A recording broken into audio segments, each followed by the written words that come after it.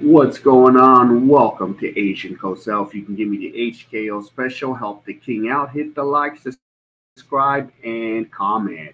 So once again, here we go. We have like what 2 weeks left in the WNBA. And yes, the complaining continues. Yes.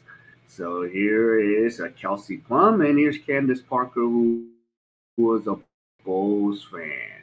All right, so the WNBA, 2 weeks left in its longest ever season, 40 games, and players are focused, finishing strong, preparing for the playoffs. Since the All-Star game, ESN asked 34 players, superstar reserves, veterans, and newcomers, what's the biggest issue in this 27th season? Well, one ongoing request more charter flights, but no one will be surprised. Travel came up as primary over the 50% of surveyed players.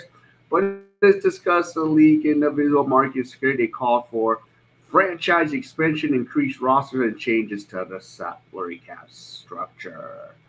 Oh, gee. So the WNBA most recent collective bargain was signed in January 2020 before the looming COVID 19 was known. And yes, the CBA runs through 2027, so there is a mutual opt out at 25.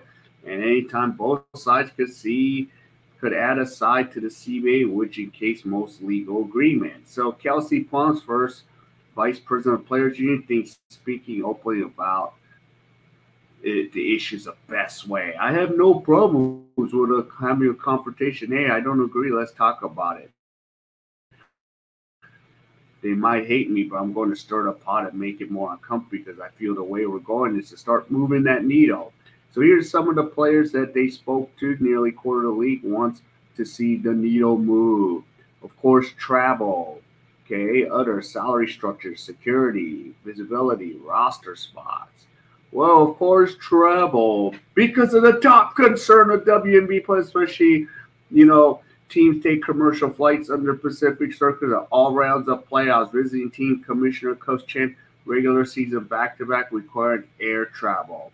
Well, the league has allowed teams to use a public chartering service called JSX, although it's not available in many WNB cities, and franchises are prevented from working with the airline to set new flight paths.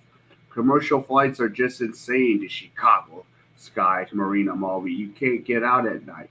Sometimes you get delayed. You can't get out in the morning. You wait and wait and wait there for the baggage stop. It's an awful waste of time. Added the Seattle Storm key in there, especially on the back of it of the season's condensed schedule. We only have probably 2 days off. And it's like, oh, it's an off day. No, it's a travel day. Getting on an airplane, going up 3 hours, your body swelling, coming down. It's not an off day.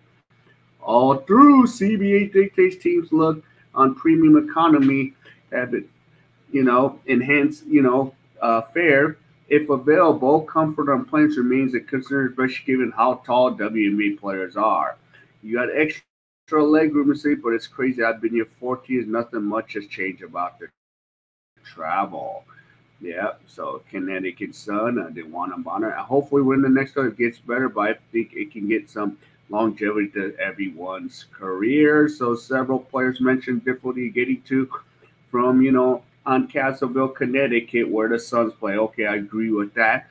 Connecticut has the worst travel in all the league, being an hour away from the airport. Sun veteran Alyssa Thomas said it's Hartford, and there are not too many flights from there, and we want to fly direct, but we have 2 hours to Boston, so our travel schedule is brutal. And of course, commercial travel, especially burdensome for parents traveling with children, said new mom Cheyenne Parker, the Atlanta Dream. Now I have a daughter as well, she said. It's super exhausting.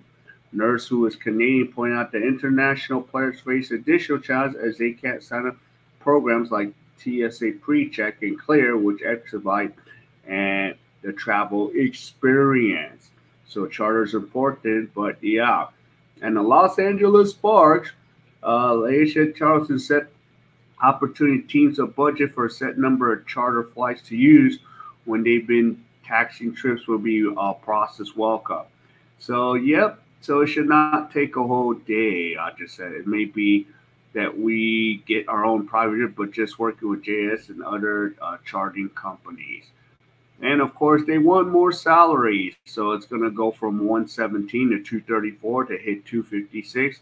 So I hope the salary cap can grow from 996 to 1.3 in 2020 and a 3% yearly since. Many players go overseas during the season, complement the WNBA size, playing, making mid to high six figure, but the league's new price policy in 2012 must arrive with the team's market by the start of training camp, or it's ineligible, so will make it difficult for players to do both. So the Minnesota Lynx, Kyler McBride believes salary should range from 300 to 400, perhaps incentives to 600 would be ideal. I think players would stay and not go overseas, but so we're not far up, but it makes a big difference. I grew up as a Bulls fan. We didn't like Detroit. I think those rivalries build visibility, everything else. And yes, Natasha Collier, I don't know what tangible net said, but I think 500,000 to show Supermax for sure. Not noting a lucrative TV deal. So yeah, I mean, oh come on. And now security, is it doing enough? Okay, the provocateur confronting Brittany Spiner. This is not an attack. Okay, Alex Stein just asked questions. Oh, we need security. Oh, really? Nobody watches the WNBA. But they're just making all this noise, by conjuring up a narrative. So, yeah. Okay, and I grew up a Bulls fan. We didn't like Detroit, so establishing those rivalries. But it's just not going to happen. And one of the issues is scheduling come out before free agency. You look at the NBA and NFL, they have flex dates. Yeah, but you're not the NFL and NBA. Okay. And of course, more expansion. Well, this league is already barely surviving on NBA money. So do you want this to continue? And then, and of course, the players want to transition to the early years, which unlike college is not subject to Title IX. Yeah, because you don't make enough revenue. And Seattle Sam Whitcomb, remember us, know the difficulties coming with NBA's expanding. Next season will have its own challenge as an Olympic year. Yeah, you got the Olympics to worry about. So that is the issue. So look, again, all these things, okay, yeah, it's a concern, but you're not producing enough revenue again. Revenue speaks, okay? Yeah. And of course, you're all tall, yes, but even the Chinese team, okay, they won the Asia Cup in Australia. What do they have to deal with? Commercial flights. And they're tall players too. And of course, I just did something on Nebraska volleyball. They're have 92,000 fans. They're bringing in a profit. You guys are in the negative $270 million, and it's just bleeding the NBA dry. So, yeah, I think, yes, it'd be nice to play in front of it, but, and you think popularity is happening, but it's really not. It is what it is, Most of us work regular jobs. You guys get to play in the WNBA and go play overseas. So there you go. So, yeah. So it is what it is. And, yeah, you're going to have to deal with it. All right. If you enjoyed any of this content, please hit the like, subscribe, and comment. Other than that, I'll see you in my next video.